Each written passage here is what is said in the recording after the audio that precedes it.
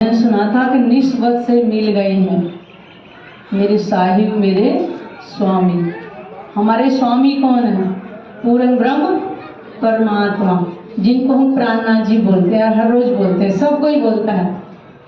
निस्बत से यहाँ संसार में आकर के वो मिले हैं और कह रहे हादी के कदमों चलना कि प्राणनाथ जी ने संसार में हमें वो रहनी करके दिखाई जिस तन में वो आए थे। उन्होंने इस संसार की हर चीज को नाकाम करके छोड़ दिया, आज उसी में हम फंसे हुए हैं। तो कह रहे हादी के कदमों चलना मोमिन की यही निशानी। कि ब्रह्मात्मा की क्या निशानी होगी? कि संसार की हर चीज को त्याग करके केवल एक परमात्मा को अपने धाम हृदय में वो बसाएगी। आज तक परमात्मा को निराकार कहते आए थे संसार में, लेकिन आज हम परमात्मा के चरणों की महिमा का भजन सुनेंगे कि वो चरण कमल कैसे हैं। ये चरण कमल पाओ, दर्श में खो जाओ। ये चरण कमल पाओ, दर्श में खो जाओ। प्राण पिया मेरे प्राण पिया, ये निस्बत भूलो ना, फना में डोलो ना। ये निस्बत भूलो ना, फना में डोलो ना। प्राण पिया मेरे प्राण पिया, ये चरण कमल पाओ, दर्श में खो जाओ। ये चरण कमल पाओ, दर्श में खो जाओ। प्राण पिया मेरे प्राण पिया, दिन रात करूं मैं हजूर बंदगी। दिन रात करूं मैं हजूर बंदगी। बस तू मेरे जाने में कट जाए जिंदगी। बस तू मेरे जाने में कट जाए जिंदगी। मिलन हो साहिब से, मिलन हो साहिब का, नजर में अरस बता। मिलन हो साहिब का, नजर में अरस बता। प्राण पिया मेरे प्राण पिया, ये चरण कमल पाओ, दर्श में खो जाओ। ये चरण कमल पाओ, दर्श में खो जाओ।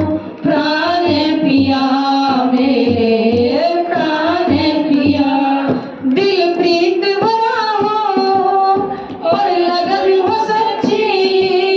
दिल प्रीत भरा हो और लगन हो सच्ची। पिया इश्क की बातें ही ले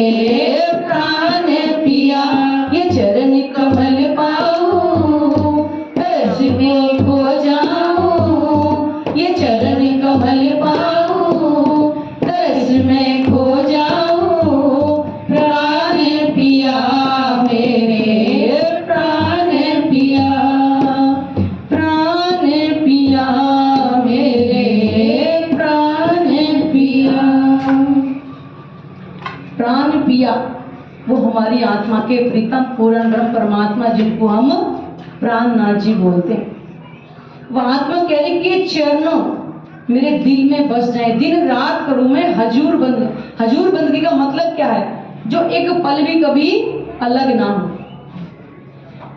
वो होती है हजूर बंदगी।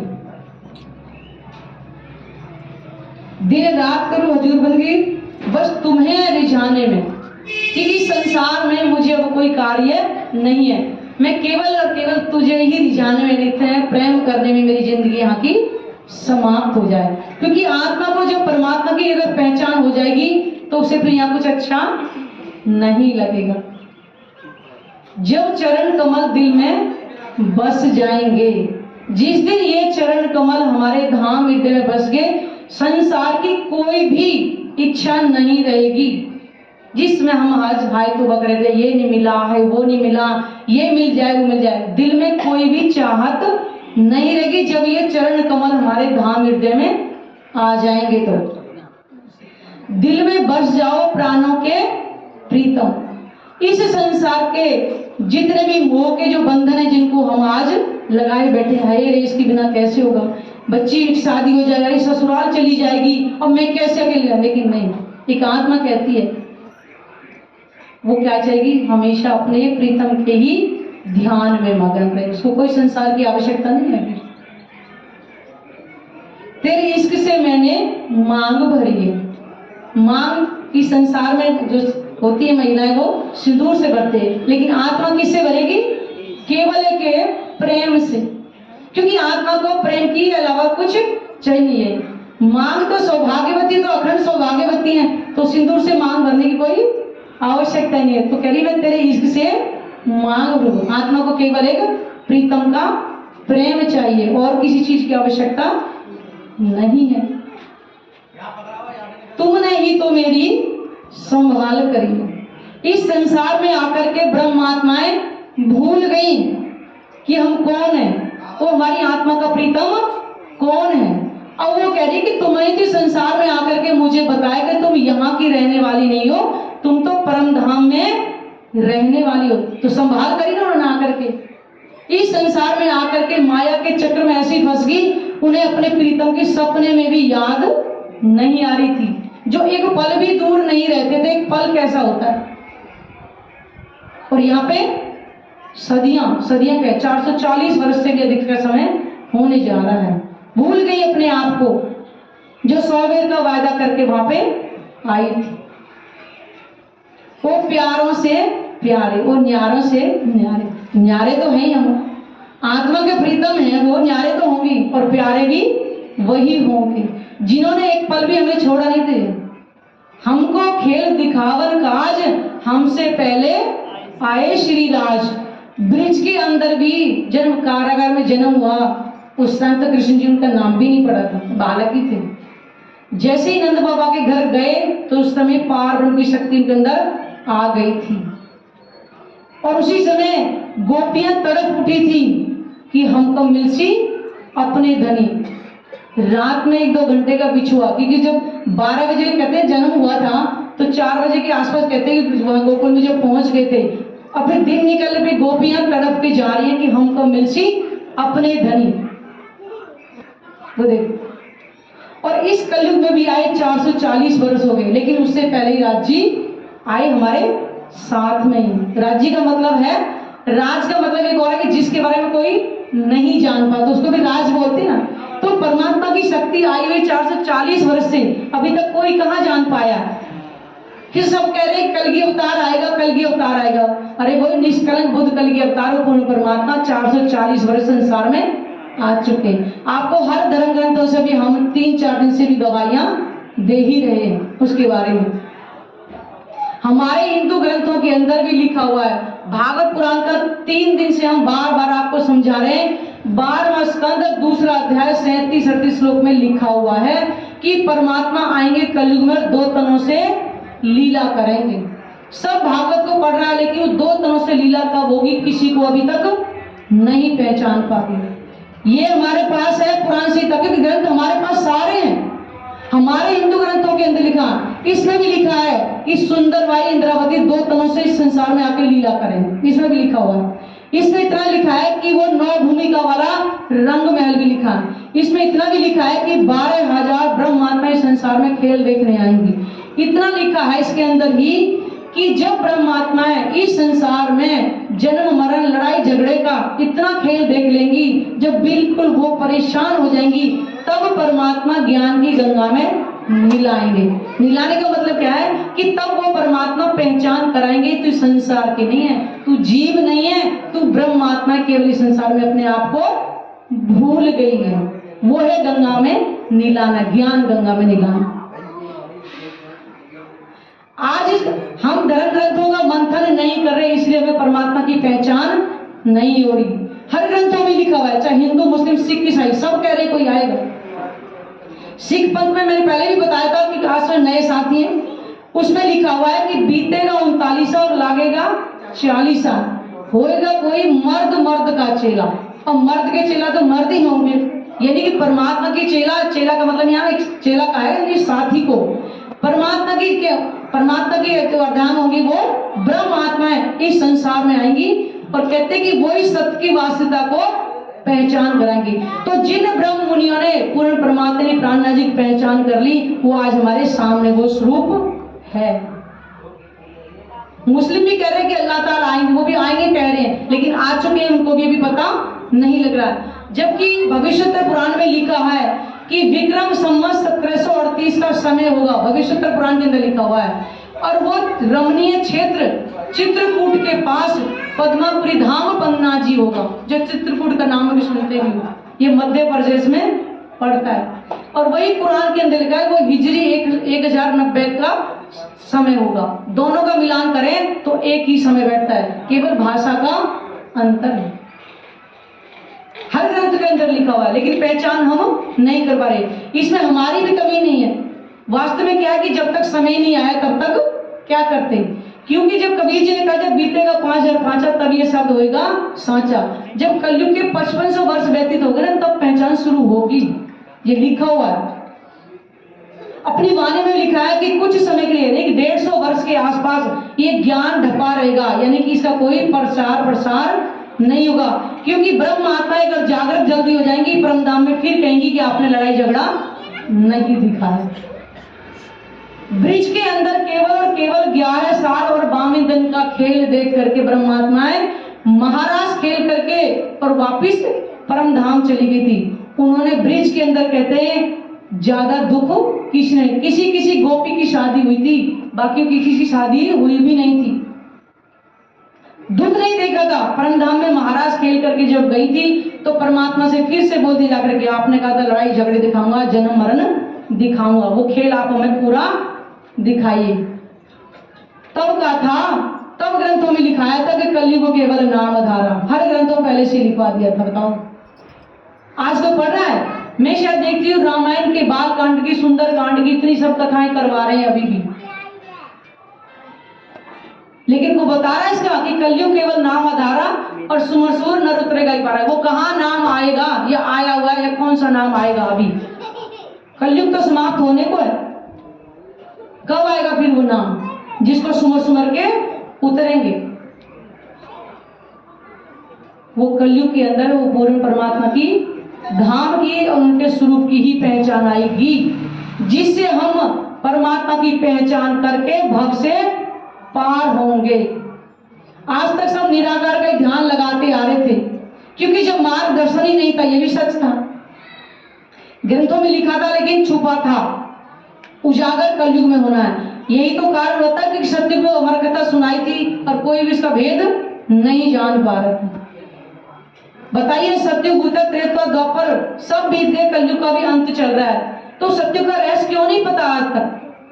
क्योंकि परमात्मा ने अभी छुपा के इस लीला को रखा हुआ है।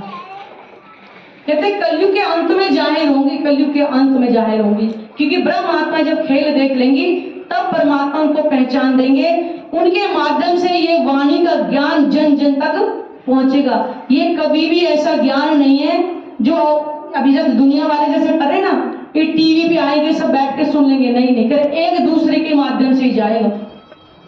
हमारे परमहंसों ने इस ज्ञान को बड़ी कसनी करके लिया, उनके कारण हम तक आए और हमारे कारण अब सबों तक जा रहा है। ऐसे ही फिर किसी और के आप जैसे माध्यम से आगे ज्ञान जाएगा, क्योंकि परमात्मा की मर्जी के बिना ये ज्ञान को कोई ना बोल सकता है, ना कोई सुन सकता है। यहां वही आएगा जो परमात्मा उसका हाथ पकड़ करके ले आएगा। ये ज्ञान की महिमा है। ये ज्ञान ना हिंदू, ना मुस्लिम, ना सिख, ना ईसाई, ये चारों वर्णों के लिए आया हुआ है। और सबसे बड़ी बात है जीवों के कल्याण के लिए। जाति पाति को छोड़ो, जाति पाति केवल यहां बनती है, ऊपर से कोई जाति पाति नहीं बन करके आती। और कलयुग में जाति पाति के आधार पर न्याय नहीं होगा, कर्म के आधार पर ही न्याय होगा। तभी तो कहा था कि सतयुग में चारों चीज थी, सत्ता, तप था, ज्ञान था और कर्म था। त्रेता में आकर के सत हट गया, तप, ज्ञान और कर्म रह गया। द्वापर में आके सत तप हट गया, ज्ञान और कर्म रह गया केवल। और कलयुग में सत तप ज्ञान तीनों चीज हटके केवल और केवल कर्म रह गया है बस। तो बताइए जाति पाति के आधार पर न्याय होगा या कर्म के आधार पर होगा? जिसने जैसा कर्म किया है उसके आधार पर होगा, ना कि जाति पाति के आधार पर, ना अमीरी गरीबी के आधार पर।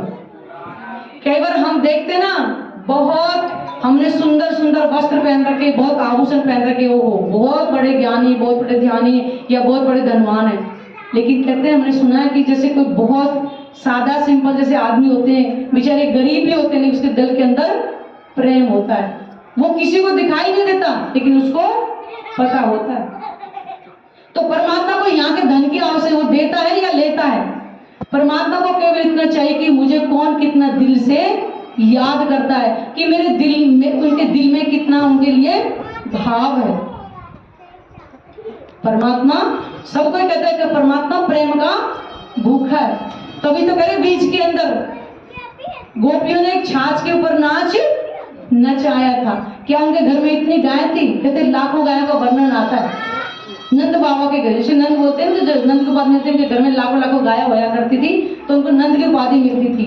उनके अंदर इतनी गाय थी, लेकिन वो प्रेम के बल पर उस लीला को कोई पहचान पाया कि कृष्ण जी के अंदर कौन प्रेम की लीला करके गया था।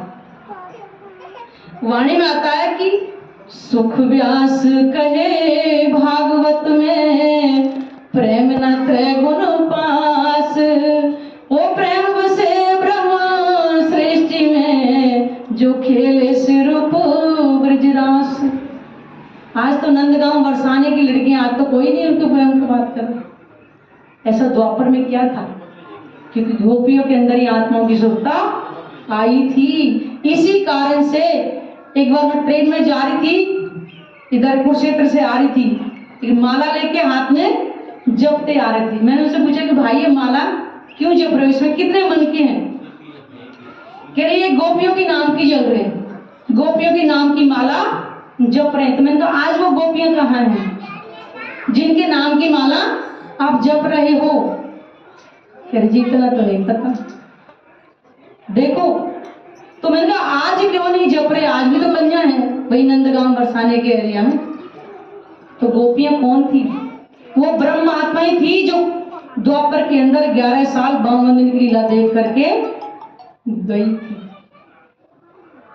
वो थी ब्रह्म आत्माएं। जब उनकी उम्मीदें नहीं पूरी थी, तब फिर से कलयुग के अंदर आई है और पूर्ण खेल देख करके अब जाएंगी। उनको पूर्ण पहचान हुई। ब्रिज के अंदर तो आत्माओं को भी नहीं पहचान हुई थी कि ये इनके अंदर जो शक्ति हमारी आत्मा के प्रीतम है। केवल प्रेम था आपस में, पहचान नहीं थी। रास में गए तो कछुक पहचान हुई थी कि हमारी आत्मा के ये प्रीतम है। पूर्ण पहचान तो नहीं थी कि हम कहाँ रहते हैं। लेकिन कलयुग के अंदर पूर्ण पहचान हो जाएगी कि हम ही खेले ब्रिज में, हम ही खेले रास में, और हमारा घर कहाँ है? परम धाम। और फिर तीसरी बार यहाँ पर अब कलयुग में आई है। अब पहचान पूर्ण होगी, क्योंकि उस टाइम क्या थी? वाणी नहीं थी। गोपियों का इतना महत्व भागवत पुराण के अंदर लिखा हुआ है। उस भागवत पुराण को सब कोई पढ़ता है। 2 रास का वर्णन है। एक है रास, एक है महारास। महा का मतलब है इसका कोई पारावार नहीं है, यानी उसकी कोई नाप तोल नहीं है।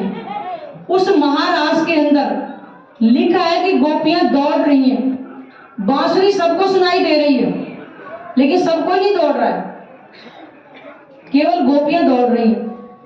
ना घर वाले उनको कहीं पकड़ के लेके आ रहे, कहां जा रही है। संध्या का समय, रात्रि होने वाली है। आज देखा जाए तो घर से कोई बाहर जा रहा है तो कोई अपने भाई अपनी पत्नी को पकड़ के नहीं, तो कहां जा रही रात के टाइम, तो उस टाइम भी तो पति उनके इतने ही प्रेम करते होंगे, क्यों नहीं पकड़ के लेके आए थे उस समय। क्योंकि ब्रह्म आत्माएं इस नश्वर तन को, जो हमारा तन है 5 तत्व का, इस तन को यही त्याग दिया था और उनके अंदर से जो आत्मा की जो शक्ति थी वो निकल के योग माया के ब्रह्मांड में पहुंची थी, जिसको अखंड स्थान बोलते हैं। अखंड वहां ब्रज रास जब हुई थी, संसार का यहाँ प्रलय हो गया था, उसमें ये भी नहीं है कि वो, और एक रास में वो कह रहे हैं कि सुबह हुआ तो देखे गोपियां सोई हुई थी। तो बताइए, पुरुष उनको ये भी नहीं पूछा कि तुम रात में कहां गई थी, क्या कारण था इसका। क्योंकि जब महाराज जो हुई थी वो तनों को छोड़ करके उनकी आत्मा वहां पहुंच गई, संसार के अंदर महाप्रलय आ गई थी। यह है महाराज का। उसके बाद जो निधि वन में जो रास खेली गई थी, ये जो गोपियों के साथ में जो कुंवारी जो कन्याएं जो खेलती थी, उन्होंने वर मांगा था परमात्मा से, जो कृष्ण के अंदर जो लीला कर रहे थे परमात्मा से, कि जो लीला तुम गोपियों के साथ करते हो वो लीला तुम हमारे साथ भी करो। तो उनका होगी, वादा कर दिया था, लेकिन मेरे साथ नहीं होगी। उन जो सुरताएं थी उनकी लीला इच्छा पूरी करने के लिए, और वेद भी चैतन्य अव्याकृत ब्रह्म के अंदर उनकी इच्छा पूरी करने के लिए इस निधिवन के अंदर वो हुई थी रास केवल, जिसमें से दुनिया वाले बोलते हैं ना कि एक बार भोले भंडारी बन के ब्रज की नारी वृंदावन आ गए। ये भी केवल एक भजन है। शंकर भगवान वहां भी नहीं गए, क्योंकि शंकर भगवान ने तो नंद बाबा के घर जब पहुंचे थे उसके दूसरे दिन दर्शन कर लिया था। तो बताइए, उससे पहले ही बांसुरी सुनाई दे रही थी, क्योंकि जब इस संसार में महाप्रलय आई थी और ब्रह्म माता परमधाम पहुंच गई थी, कि उन्होंने दोबारा से फिर खेल मांग लिया था कि वो खेल हमें दिखाओ।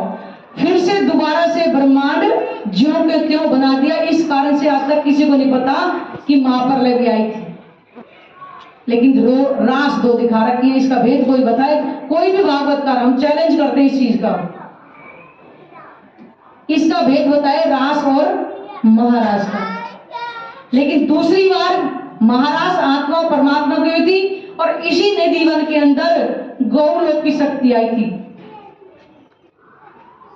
उसमें परमात्मा की कोई आवेश शक्ति नहीं थी। यह है भागवत पुराण के अंदर रास और महारास का वर्णन।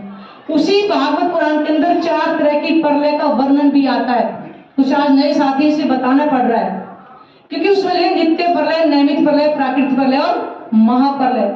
इन 3 प्रलयों पे से जो है ब्रह्मांड समाप्त नहीं होता है, लेकिन चौथी जो प्रलय आएगी जिसको महाप्रलय बोला गया है, उसमें पाताल से और वैकुंठ तक 7 शून्य निराकार मंडल, जिसको निराकार को आज तक कोई पार नहीं कर पाया। कहते हैं निराकार में समा जाता, ध्यान करते, वो निराकार मंडल तक भी समाप्त हो जाएगा महाप्रलय के अंदर। तो परमात्मा इस निराकार से परे अक्षरधाम, और अक्षरधाम से परे परम धाम, जहां पे वो विराजमान। आज बैठे बैठे परमात्मा की महर से, ज्ञान से हम परम धाम की पहचान करें। परमात्मा निराकार निराकार हम कहे जा रहे थे। ना परमात्मा निराकार है, ना परमात्मा साकार है। इस दुनिया में क्या कहते हैं, परमात्मा निराकार है, कभी कभी वो साकार रूप धारण कर लेते हैं। अरे भाई, ये तो देखो कि परमात्मा को निराकार क्या है। अगर वो निराकार तो हमें बनाने वाला कौन है, इस ब्रह्मांड में हुक्म करने वाला कौन है। आपको बताया था कल भी, गीता अध्याय 15 पहले श्लोक में ऊर्ध्व मूल मद के लिखा कि उल्टा एक वृक्ष है। जब जड़ है उसके ऊपर, तो बनाने वाला भी तो ऊपर ही बैठा है। इसका भेद क्यों नहीं जान पा रहे, बनाने वाला है। कुम्हार मटका बनाता है तो कुम्हार मटके के अंदर रहता है कि मटके से बाहर रहता है? बताइए, वो बाहर ही तो रहता है ना। ऐसे ही परमात्मा के हुक्म से ये ब्रह्मांड बनते और मिटते हैं, उसकी सत्ता से, यानी कि उसकी आज्ञा से, उसकी शक्ति से। ऐसे ब्रह्मांड और एक पल में करोड़ों बन के मिट जाते हैं। उस परमात्मा की आज मेहर से ये वाणी हमारे बीच में, परमात्मा के धाम की और हम स्वरूप की जब तक पहचान नहीं करेंगे, हमारे जीव को अखंड मोक्ष नहीं मिल सकता, नहीं मिल सकता। क्योंकि जब तक वो अखंड स्वरूप हमारे धाम हृदय में नहीं बसेगा, तब तक जीव को अखंड मोक्ष कैसे मिलेगा? क्योंकि जीव तो काम, क्रोध, मोह, लोभ, अहंकार में ही मदमस्त। जब तक दुनिया कहते हैं जीव आत्मा, वो जीव को ही आत्मा समझे बैठे हैं, जबकि जीव अलग है और आत्मा अलग। जीव सबके अंदर विष्णु भगवान का, आत्मा परमात्मा का अंश है। लेकिन जब हम परमात्मा को अपने धाम हृदय में बसाएंगे, हमारे जीव के जितने भी संस्कार हैं, काम, क्रोध, मोह, लोभ, अहंकार, ये सब धीरे धीरे धीरे निकलते जाएंगे और फिर जीव अपने आप को ही आत्म भाव में समझने लगे। वो जीव भी इतना पवित्र हो जाएगा परमात्मा के स्वरूप को अपने धाम हृदय में बसा करके, तब उसको हम जीव आत्मा कह सकते हैं। नहीं तो जीव अलग है और आत्मा अलग। हर कोई जीव आत्मा जीवात्मा एक ही समझ रहा है। अभी हमारी किसी से बात हुई, उन्होंने क्या कहा, जीव अलग है। हमने कहा जीव अलग है, आत्मा, जीव आत्मा एक ही बनाए दे रहे थे। मैंने नहीं, जीव अलग है, आत्मा अलग है। तो मैंने कहा आप बताएंगे कि जीव कण कण में है और आत्मा भी कण कण में है, तो आत्मा परमात्मा का अंश है, तो क्या जीव कीड़े मकोड़े, आत्मा कीड़े मकोड़े के अंदर आएगी? उसका लेवल तो पहचानो कर है क्या? नहीं कुछ पता चला। केवल एक वाणी के अंदर प्राणनाथ जी ने पहचान करके के बताई। ब्रह्म सृष्टि है, ब्रह्म समाना। एक तरफ कह रहे ब्रह्म सृष्टि ब्रह्म समाना, एक तरफ कह रहे हैं कि कीड़े मकोड़े के अंदर भी आत्मा है। तो क्या है? कण कण में जो भी विद्वान है वो विष्णु भगवान का अंश 14 लोक के अंदर है, और उसी 14 लोक के अंदर उन्हीं जीवों के अंदर ब्रह्मात्माएं आई हुई है। लिखा ना उसके अंदर अभी, अभाविनो भविष्यन्ति मुनियो ब्रह्म रूपना उत्पन्नाय कलयुगे प्रधान पुरुष आश्रय कथा योगे तान सर्वान पूजन्ति मानवा यस्य पूजा प्रभावे जीव सृष्टि समुद्र। कि संसार में एक अनहोनी घटना घटेगी, ब्रह्म रूप मुनि प्रकट होंगे, उनके द्वारा कहे गए कथा को जो आत्मसात करेगा, कथा वाणी के ज्ञान को जो ग्रहण करेगा, वो जीव भी भव से पार हो। क्योंकि आत्मा तो वैसे ही भव से पार है भाई, वो तो खेल ही ब्रह्मधाम के अंदर देख रही है। पहली बार जीव को भव से पार होने का मौका मिला है। आज तक कोई भी पार नहीं हुआ, कोई भी अखंड मोक्ष को प्राप्त नहीं हुआ। अब होंगे। किस कारण से? क्योंकि ब्रह्म आत्मा इस संसार में आई है, आत्मा को जागृत करने के लिए ये वाणी आई है, जिसको स्वसम वेद बोला, मैंने बोला ना। एक रामदेव बाबा अपनी वाणी में कह रहे हैं ना कि 4 वेद ब्रह्मा को थमाए और पंचम वेद रहे छुपाए। ये वही पंचम वेद स्वसम वेद है। वो उनकी पहचान ही यही होगी कि स्वयं आएंगे और स्वसम वेद लेकर के आएंगे, क्योंकि वहां के बारे में किसी को ज्ञान था ही नहीं, तो पहचान कहां से होती? तो अपना ज्ञान स्वरूप लेकर के वो अपने धाम के, अपने स्वरूप की संसार में पहचान कराएंगे, तब सबको एक परमात्मा की पहचान हो जाएगी। उसके बाद सारे संसार के जीवों को अखंड मोक्ष मिलेगा पहली बार। न पहले कभी मिला, न भविष्य में महाप्रलय के बाद ब्रह्मांड बनेंगे उनमें कभी भी ये ज्ञान आएगा नहीं आएगा। तभी तो कह रहे हैं इस कलयुग को धन्य धन्य, 28वां कलयुग धन्य धन्य। जब शंकर भगवान ने अमर कथा सुना दी थी और वहां नहीं सुन पाई थी, उन्होंने कहा कि नाथ उस ज्ञान को मुझे दोबारा सुना दो।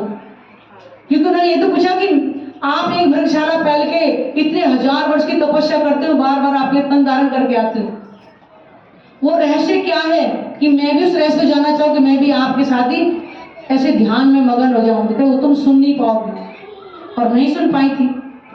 जब उन्हें दोबारा कहा कि सुना दो, कि वहां सुना तो मैं नहीं सकता कि वो परमात्मा के हुक्म से ही बोल रहा था। लेकिन चिंता मत कर, वो कलयुग में पूर्ण परमात्मा स्वयं इस धरा पर आएंगे अपना ज्ञान में स्वरूप लेकर। इसलिए कलीर धन्य का है, कलयुग धन्य, कलयुग धन्य। तभी तक कलयुग केवल नामधारा। बताइए, हम रोज सुनते हैं लेकिन कभी हमने अपने दिमाग को उस जगह लगाए नहीं कि है क्या चीज। राम भगवान कह रहे कहूं कहां लग नाम बढ़ाई, राम न सके नाम गुनवाई। वो कह रहे मैं किसी के नाम की महिमा ही नहीं गा सकता। उसी में लिखा हुआ है, बड़े भाग्य मनुष्य तन पावा, सुर दुर्लभ सब ग्रंथन गावा। आज आप देख रहे हो, पीछे करीबन 40 साल के आसपास जाओ तो हम लोग गांव में जब रहे थे, इतने पक्षी होते थे, सुबह उठते ही चें चें मैं करते थे ना। आज कहाँ है? आज गांवों में बहुत कम है। क्यों है? सबको अधिकतर मनुष्य तन मिला हुआ है। अभी कोई ये ना कहते कि कलयुग में अगर मनुष्य तन मिला नहीं तो कैसे पहचान करते परमात्मा की। विचार करने वाली बात, क्योंकि मनुष्य तन के अंदर ही हम परमात्मा की पहचान कर सकते, किसी और योनि में हम कर नहीं सकते। इसीलिए तो कहा है बड़े भाग्य मनुष्य तन पाओ।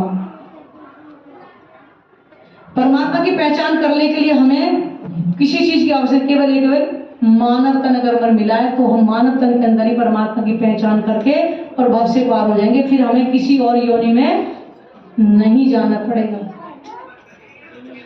84 लाख योनियां जीव भोगता है, आत्मा कभी नहीं भोगती है। और इस संसार को बनाने वाला भी कौन है, आज वाणी के माध्यम से आज जानेंगे। बोलो श्री प्राणनाथ प्यारे की जय, सतगुरु महाराज की जय, धाम के धनी